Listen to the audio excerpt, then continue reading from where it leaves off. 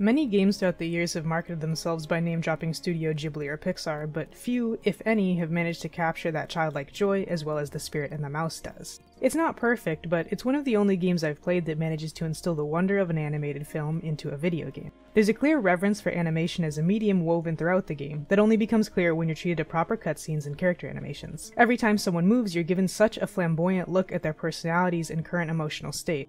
I initially thought that the humans wouldn't be moving much given their strikingly minimalist style. How wrong I was, as every one of them leaps to life to play out their current grievance in strikingly fluid and charismatic motion. The relationship between the humans and our mouse forms the emotional core of the story. The attention to detail and sheer creative style applied to them make them worthy of this title, despite their comparatively low screen time.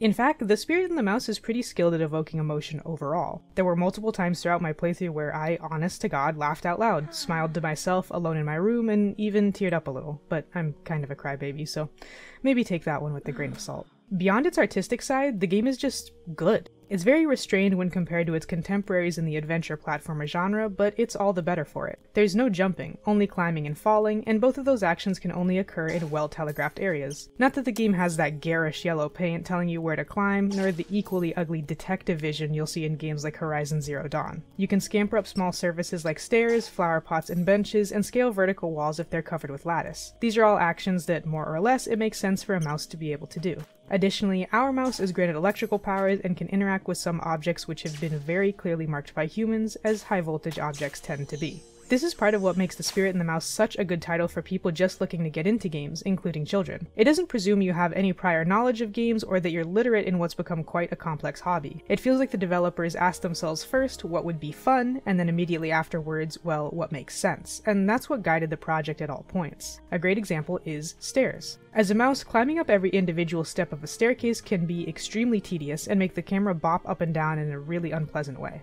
Almost every staircase in the game has this little ridge in the middle, serving as both a realistic and attractive part of the decor and a quality of life improvement for the player, allowing them to traverse the stairs smoothly. However, this forethought doesn't quite extend to every part of the game. While there are some very clever shortcuts and a lot of great level design, I frequently found myself repeatedly going up and down the same path to pick up collectibles, complete missions, and so on. Oftentimes you'll have to climb up high and then drop down onto a lower ledge to get the game's primary collectible, light bulbs. There's no problem with that alone, but many of the light bulbs are in the same area, but not on a connected path. This means you have to go up, fall down, grab the light bulb on your way down, and then repeat a few times in a row. There's so many paths in the game hidden in plain sight. Awnings and crossbeams that unexpectedly connect roofs and alleys, or electric boxes with wires just barely hidden behind the cobblestones. But just as many times as I was impressed by those discoveries, I found paths that just barely didn't connect, and quickly became disappointed that I'd have to spend so much extra time on this up-down repeat cycle to pick everything up. Of course, this isn't all that noticeable for players who aren't particularly interested in collectibles or achievements or what have you. I only wish there was that extra oomph to make finding light bulbs as swift as the rest of the game is.